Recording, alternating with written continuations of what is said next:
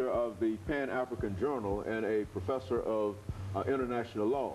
And of course, Dr. LMadu, let's pick up where we left off the last time, dealing with the implications of Chinese economic expansion in Africa. I think you've already laid out the history of China-Africa relationships, but let's talk about the current kind of situation that we find dealing with that relationship. Yeah, you know, what is happening now is that because of China's growth, you know, economically, it needs more goods and services to feed and take care of 1.3 billion population. But of course, how did China get here, you know, to become such a preeminent economic power in such a short period of time? Since 1949. Yeah, exactly. Remember, the Communist Revolution was in 1949, and this is, you know, 2008.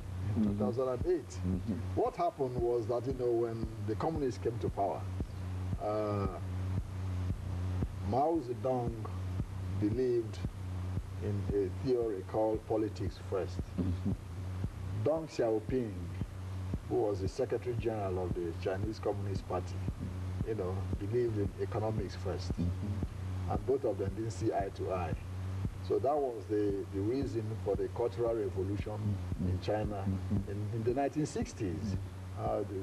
Mao Zedong wanted to eliminate all opposition, those who believed in economic, you know, economic development first.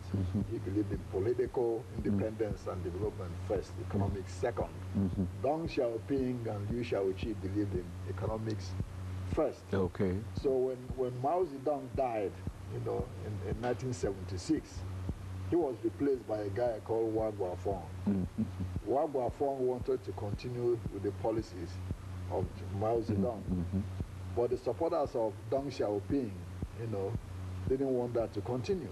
So what happened was that they conspired against him, removed him from power, and returned Deng Xiaoping to power.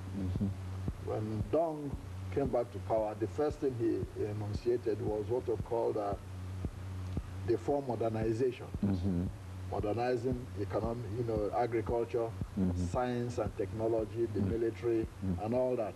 That's what gave China its economic leap forward. This was in about 1978 when he articulated his policy of modernization. You know, because Deng Xiaoping understands that a country cannot develop unless the agricultural sector is developed, because you have to have agricultural products to, you know, feed the people. Exactly, feed the people and feed the industries. And that's why slaves came to the United States and others to build agriculture for industrial takeoff. So Deng emphasized these things. And moreover, he intermarried capitalism with communism. Okay, yeah. He said, hey, you know, we can develop, people can make money as far as they don't challenge the primacy of the Communist Party. Okay? One country, two systems. He did with Hong Kong, the same way with Hong Kong. Okay. Hey, no problem, let people in Hong Kong make all the money they want. As far as long as they don't challenge, they're good. Okay? That's what the Russians would have done. That's why people in Russia were mad about Gorbachev not having done the same thing. Okay? So that's what brought China where it is now. Today in Africa, we have about 1 million Chinese working in Africa. Almost 1 million Chinese in Africa. Building roads in Kenya. Building hydropower stations in Ghana. Mobile phones. Building mobile phones in Ethiopia. 45% of the offshore oil reserves in Nigeria owned by Chinese. There are about 50,000 Chinese in Nigeria alone. Much more than the British colonialists in Nigeria during independence. Okay? Today, trade volume between China and Africa is $59 billion. Third only to the United States and France. Okay? China is Africa's third largest trading partner today, with about $59 to $60 billion in trade. Okay? And this is a large sum of money. The Tanzam Railway,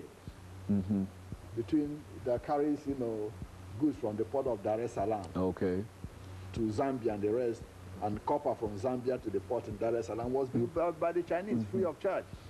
So that they could get that, exactly. So they could get those products. Landlocked African countries can have access to the sea. That was when the Portuguese were in control in Mozambique. So in case they didn't allow, you know, Zambia and Rhodesia to export through Mozambique, then they can go through, ship it through this. The Chinese did that, and free of charge.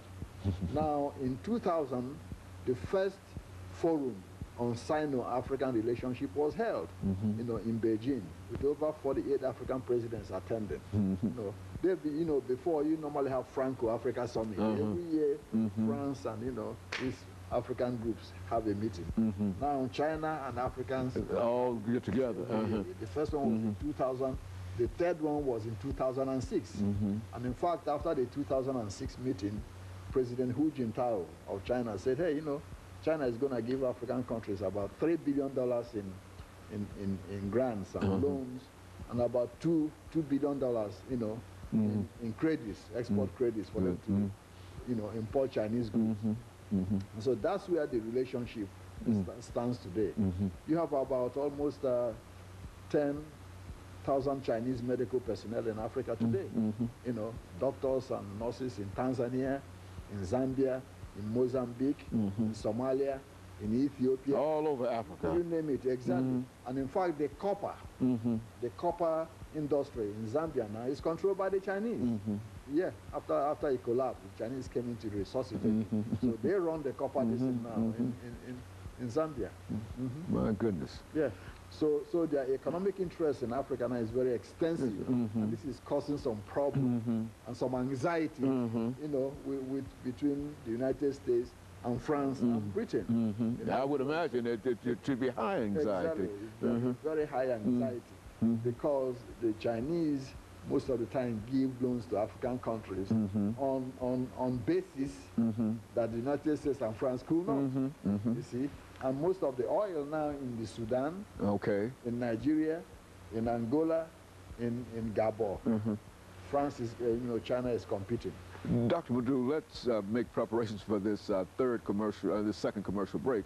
After we come back, we want to see if we want to deal with the implications of all of these things, because it seems to me that in view of all of the oil that's flowing and the relationship that we have with these other countries, that China really plays a very, very significant role, but nobody seems to say anything about the relationship between Africa and China, even though it's a very crucial kind of relationship.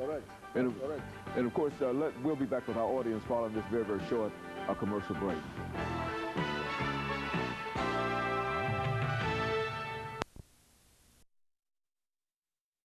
The topic is the implication